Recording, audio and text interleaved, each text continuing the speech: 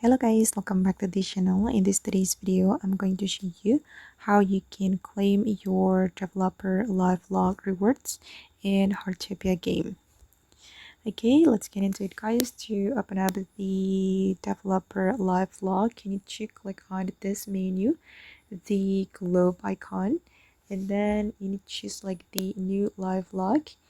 And I didn't realize guys that I have completed the quest or the mission, and the rewards will be so special. And if you want to claim the reward, just go to the quest like this, and I'm going to open up the quest for the day 13 I mean. And if you see this gift icon, you can click on it to claim the reward. And I have just obtained the diamond and also gold. Oh my god, this is so crazy. I have completed the quest until day 14, but I didn't realize.